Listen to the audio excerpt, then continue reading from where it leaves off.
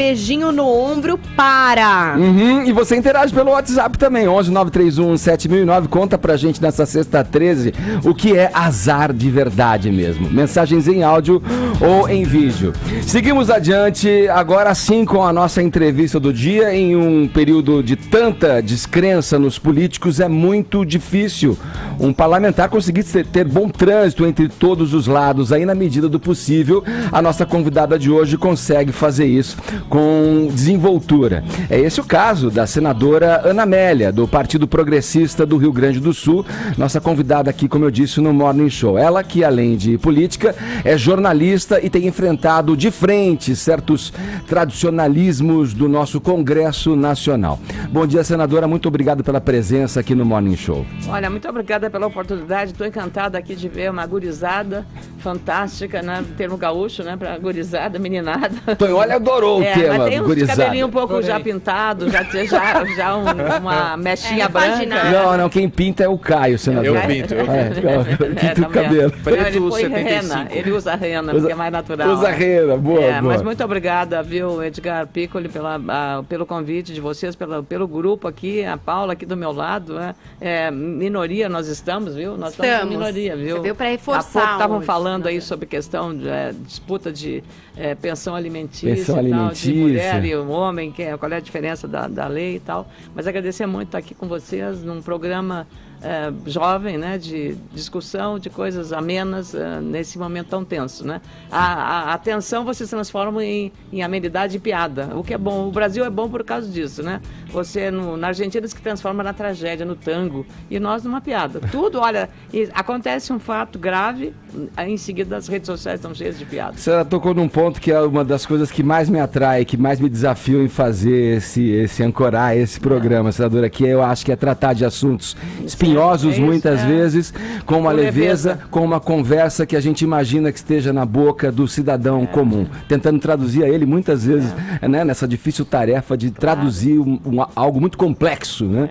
Termos jurídicos, termos da política, mas enfim, esse é o nosso desafio e é o que nos agrada fazer. Eu já queria começar com a senhora colocando já um desses temas espinhosos aí, para a gente começar o nosso papo. Queria que a senhora falasse um pouco como a senhora vê a situação do ex-presidente Lula e como a senhora encara essa realidade de uma pessoa em que tantos brasileiros confiaram, acreditaram e depositaram ali a esperança de que o nosso país, a partir da eleição de um operário, seria transformado em um país mais justo, mais igualitário. Eu acreditei nisso, Edgar. Eu acreditei, sinceramente, que o Lula poderia mudar a cultura política brasileira.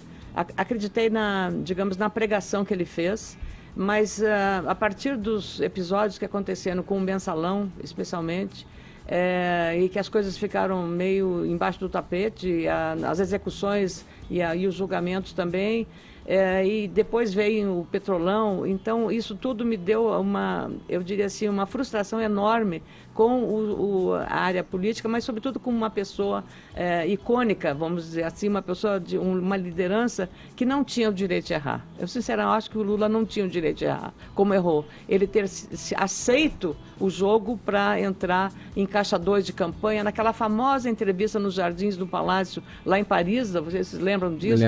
Para uma rede social, um blog de uma jornalista que não era da mídia convencional. Então ele disse, não, todo mundo faz isso, é assim mesmo, você não pode. Ora, se alguma liderança política no Brasil teve, no século XXI, a capacidade de mudar isso, foi o Lula. O Lula e o partido dele, mas não, eles mergulharam exatamente naquilo que nós não queríamos, quer dizer, a gente queria combater, que era toda a parte da corrupção, dessa relação promíscua.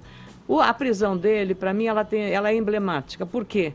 Porque mostra para o cidadão comum, assim, que, puxa, não é só o problema do Lula que está lá, muita gente, nós temos o sentimento aquele latino-americano de a gente fica penalizado. Como ficaram penalizados, para minha surpresa, 3 ministros da Suprema Corte?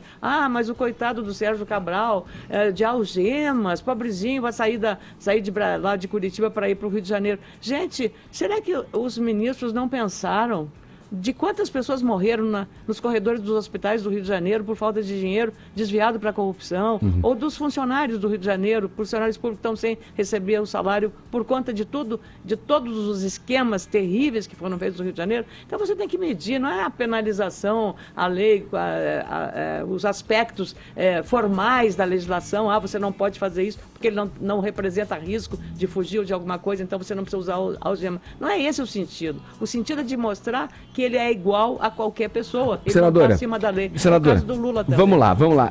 Mas eu queria colocar para a senhora o seguinte, como é que a senhora enxerga, qual é o pensamento da senhora? Falando em corrupção, a senhora pertence a uma sigla que fez parte da base aliada do governo. E que também teve muita governo gente no do meio PT. desse negócio. Exatamente. A gente tem aqui do começo do mês aí, inclusive até o tema de uma matéria do jornal Estado de São Paulo, 4 deputados do seu partido envolvidos e transformados em réu. A senhora fez um discurso na ocasião do impeachment também que exaltava esse empoderamento do cidadão brasileiro através talvez aí da política estar em voga, as pessoas estarem buscando a informação para se posicionar, inclusive ideologicamente, o que eu acho, o que eu penso, o que eles fazem, de que maneira eles me representam. A senhora foi por ali no discurso. E que esse empoderamento jogava uma responsabilidade ainda maior nos representantes do povo na Câmara Federal. Como é que a senhora, o que a senhora pensa de ao mesmo tempo em que a senhora traz essas primeiras palavras da nossa conversa... Eu tenho um colega de um correligionário que é corrupto. Que está corrupto, envolvido nisso aí. A régua moral, Edgar, é a mesma para o Lula, para o Palocci, para o Zé Dirceu, é igual para os meus correligionários do PP, não tem como.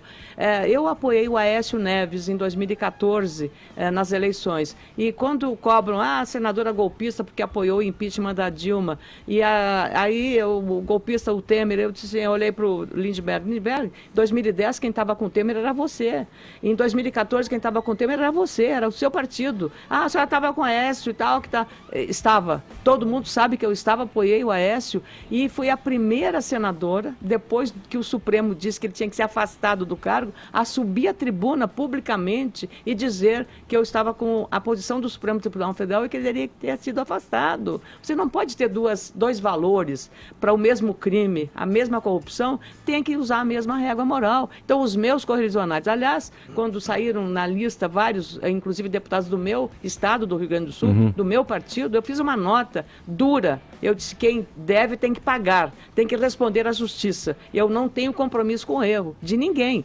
nem de um irmão meu eu não tenho compromisso, eu não posso ter. Cada um tem que ser responsável pelo que faz. E a justiça está aí para isso. Então, essa questão é muito clara. Cada um tem que pagar e a régua moral é a mesma. Não tenho compromisso com o erro. Hoje, o jornal norte-americano New York Times tem um editorial cujo título é Lula está preso e a democracia brasileira está em perigo. A senhora acha que a democracia brasileira está em perigo? Eu não acho que, não sei, o autor do editorial se conhece bem o Brasil para ter feito uma avaliação desse tipo. Eu acho que nós corremos o risco que temos é da radicalização, mas não significa dizer que corremos o risco de cair digamos, numa ditadura de qualquer lado. Não, acho que não é esse risco. As instituições estão muito consolidadas no Brasil. O Poder Judiciário, o Ministério Público, o próprio Poder Político com todos os seus defeitos e as suas mazelas também, o próprio Poder Executivo. Todo mundo tem problemas. Ou você acha que não tem magistrado que está com processo? Tem. Tem procurador que está com processo? Tem procurador que está com processo. Então, você tem que ver que não há um nível de diferenças porque é o ser humano que está presente nessas instituições. Acho que as instituições estão consolidadas, não há risco institucional de uma ruptura. Para mim, a ruptura é essa do risco democrático que ele aborda, está mais no campo político do que no campo institucional. As nossas instituições continuam muito consolidadas. E eu acho que a eleição, o que fez o Lula e o PT é radicalizar a esquerda, e aí você está hoje percebendo claramente, não dá para fechar os olhos, uma radicalização à direita. Isso sim, eu tenho uma certa preocupação com esse aspecto, porque não é o caminho. Eu sou contra os extremos, por um lado ou por outro. Quando você fala direita, você fala Bolsonaro? Qualquer um que esteja defendendo ideias que sejam radicalizadas, qualquer um candidato que esteja nessa linha. Senadora, então você tem que cuidar com isso. A votação do impeachment contra o atual presidente Michel Temer foi barrada no Congresso, né? Queria saber se ela tivesse ido para o Senado, como que seria a posição da senhora e como que você está vendo o governo dele também agora? Bom, se chegasse lá eu faria a mesma coisa, mesmo a régua moral que eu usei para Dilma, usaria para o Temer. Não tem. Estaria a favor do impeachment. Aliás, a cassação da chapa já deveria resolver esse problema na claro, origem, na né? primeira origem, Não é? exatamente. A senhora concorda com isso? Claro, não há dúvida. Aquilo lá estava claro e notório. Então, nós erramos. Nós fizemos um monte de casuísmos da Constituição quando votamos o impeachment, inclusive garantindo a ela os direitos políticos que não era previsto na Constituição. Senadora, posso Vai, perguntar uma Paula. coisa? Todos os partidos, a senhora falou, do seu tem gente envolvida, PSDB tem, PT tem, enfim, todos os partidos se veem envolvidos em caso de corrupção. E o brasileiro está sentindo muita dificuldade de se ver representado, apesar da gente ter mais de 20 partidos, sei lá, tem milhões de partido para tudo que é coisa. E aí vem aquelas figuras que se vendem fora da política, partidários. Como é que você vê isso? Como é que você explicaria isso para o brasileiro? Tipo, gente, não dá para estar fora da política e resolver alguma coisa que a gente precisa. Obrigada, Paula, pela pergunta, que é uma coisa muito importante. Eu tenho visto muita gente chegando, eu vou votar porque eu vou votar, eu só vou lá votar por tua causa, vou votar em ti, não vou votar mais ninguém. Vou votar em branco em tudo. É um grande risco isso. Isso anular o voto, não comparecer e votar em branco é um risco muito grave para a democracia. Isso sim, aí queria concordar que há um risco nesse aspecto de uma desilusão e o eleitor se vingar. Mas essa vingança vai ser contra ele. Porque se ele não tiver condições de escolher bem as pessoas. Então, primeiro, a renovação não vai ser tão, lamentavelmente, não será uma renovação como o país precisaria. Sabe por quê? Porque o sistema que foi feito na legislação eleitoral é para proteger o que está, o status quo que está vigorando. E isso é muito ruim para o Brasil. Mas, então, aí tem que ter critério. Mesmo que todos os partidos, como você disse bem, tem gente envolvida em corrupção, todos eles, PMDB, PT, PP, PSDB, Democrata, todos eles têm, é o seguinte, pensar também que também tem gente que não está envolvida, que não está na Lava Jato, que não esteve no Mensalão, tem gente séria trabalhando. Então, colocar todos no mesmo saco, não separar o joio do trigo, não saber fazer a distinção de quem trabalha corretamente, é também uma injustiça. Então, tem que ter muito critério, olhar, para aí, deixa eu ver o que está fazendo essa pessoa, o que fez, o que pode fazer. E não julgar assim pela vala comum, colocar todos na vala comum. Isso aí sim é um desserviço à democracia. Eu queria bater um pouco mais nessa tecla, senadora, que a senhora tem um discurso muito bom, muito bonito sobre a régua moral. É o que os brasileiros querem ouvir, o que a gente espera ouvir de um representante nosso, que é o caso da senhora. Mas eu vou fazer uma pergunta, não é num tom agressivo, é num tom mesmo de ingenuidade de um brasileiro que fica meio aflito com tudo que se vê. Eu também estou aflita. Todos nós acho que estamos, né? Tá num ponto que não tem mais para onde ir. Mas eu queria saber, senadora, além da senhora falar, além das palavras, o que efetivamente a senhora pode fazer enquanto senadora e enquanto membro do PP? A senhora pertence a um partido, ao mesmo tempo que a senhora fala que a régua moral tem que ser igual para todos, defender o impeachment e tal e coisa, a senhora pertence a um partido que está entre os que mais estão enrolados na Operação Lava Jato. Já teve gente como Beto Mansur, que é na Câmara dos Deputados disparado nos deputados que tem mais processos, inclusive de trabalho escravo e daí por diante. Como que a senhora pode pressionar o seu partido para que, olha, esses caras estão errando muito, estão aparecendo muito na Lava Jato. A gente tem que ter uma postura para expulsar, para melhorar. O que a senhora efetivamente pode fazer? Papel assinado, o que pode ser feito? Eu já apresentei, estou colhendo as assinaturas de uma emenda constitucional, mesmo que agora o Congresso não possa apreciar emendas constitucionais em função da intervenção federal no Rio de Janeiro, pela Constituição impede tramitação de mudanças na Constituição. Já apresentei uma emenda constitucional para assegurar a prisão em julgamentos em segunda instância. Porque agora vocês devem ter visto aí um jogo entre o governo Temer e o PT contra a prisão em segunda instância, contrários a isso. Não, eu sou a favor da prisão em segunda instância, como sou a favor do foro privilegiado, sou contra o foro privilegiado, acho que isso é a proteção que você dá à autoridade, né, nos poderes, e também essa questão do abuso da autoridade. Acho que essas medidas que nós estamos trabalhando, especialmente especialmente essa emenda constitucional, é para dar garantia disso.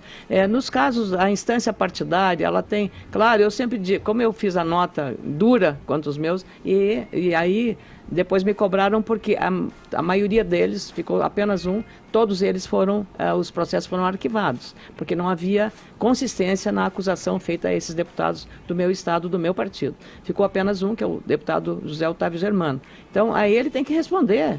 Tem que responder. Agora, legalmente, aos dispositivos convencionais, qual é a outra iniciativa que a gente vai fazer? Que o condenado tem que ser, que a sentença tem que ser executada? É o óbvio do óbvio, né? Então, os instrumentos legais, o dispositivo legal existe e tem que ser aplicado. Senadora. Está sendo aplicado para o Lula agora. Senadora, a senhora chegou brincando aqui com a Paulinha, tocou no ombro dela e disse, nós somos a minoria aqui, né, as mulheres. Eu queria trocar nesse ponto com a senhora, que é o seguinte, devido à viagem do Eunício Oliveira, do deputado Rodrigo Maia, e do presidente Michel Temer, hoje a ministra... Uma mulher. A ministra Carmen Lúcia... Deve ser maioria, Paula, hoje. Vou comandando o país. É a presidente da República, né? A pergunta é de que forma as mulheres estão ocupando esses espaços dentro da política brasileira e de que maneira essa contribuição pode se dar.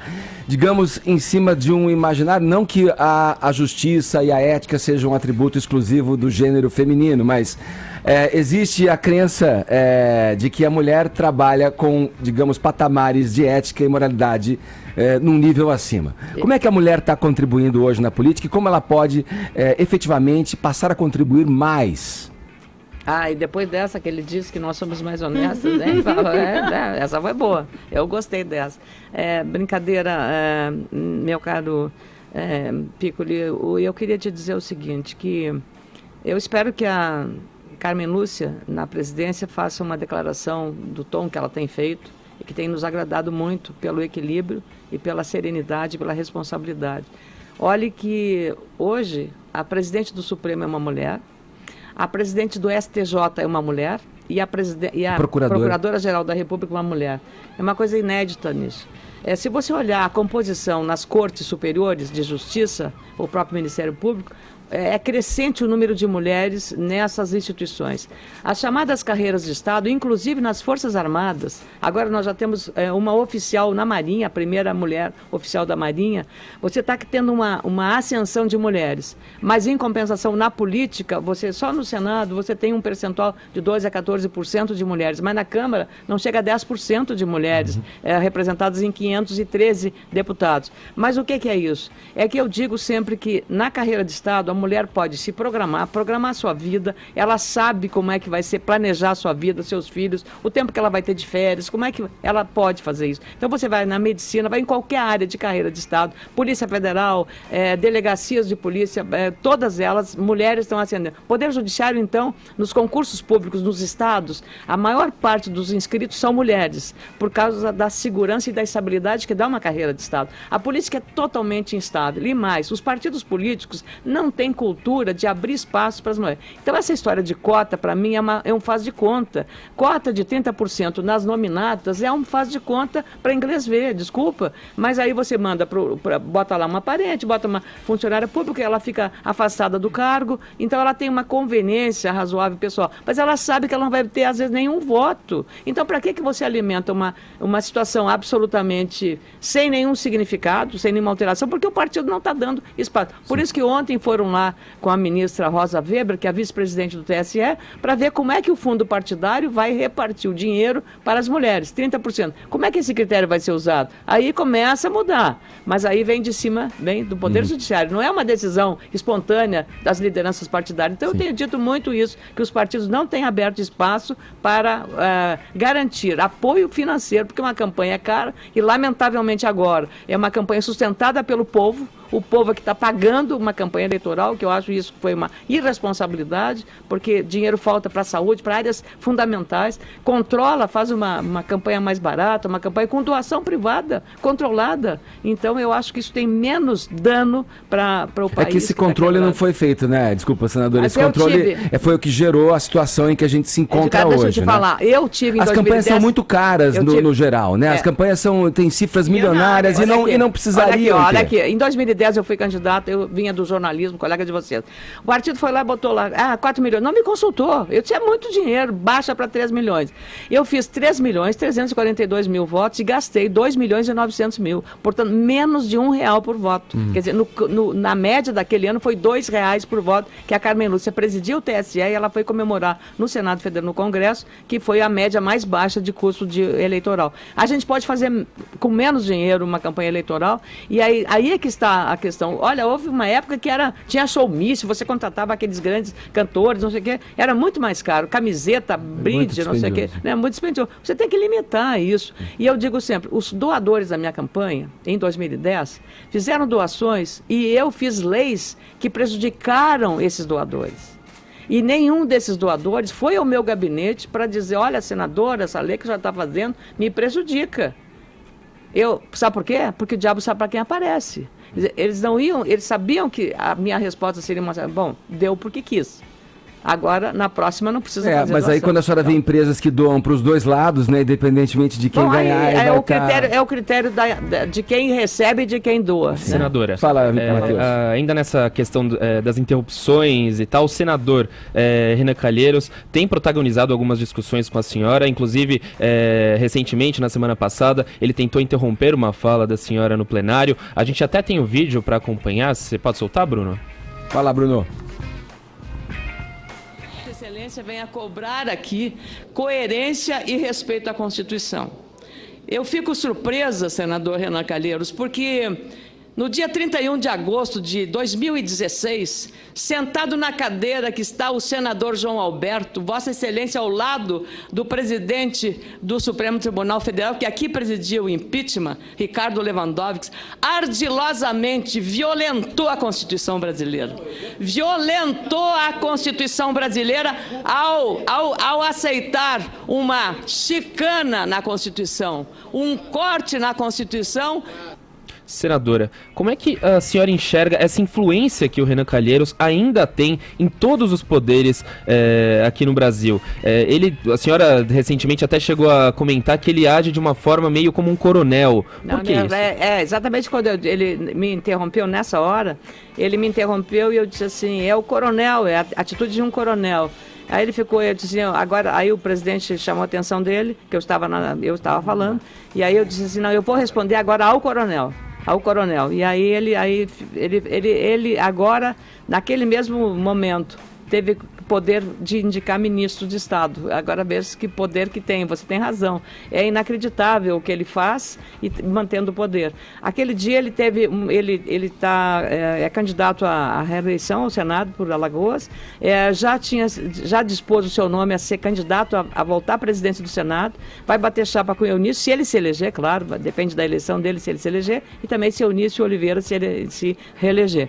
Agora, é dentro do PMDB, que é dentro do PMDB que tem que ser escolhido. Agora, ele deu um tiro no pé, o Renan Calheiros, violento, nesse dia, porque ele agrediu 20 senadores que fizeram um manifesto encaminhado ao Supremo Tribunal Federal, a ministra Carmen Lúcia, favoráveis à questão de manter a dispositivo constitucional da prisão em segundo turno. Então, foi isso. Deu a campainha do presidente da... Você não é o Eunício.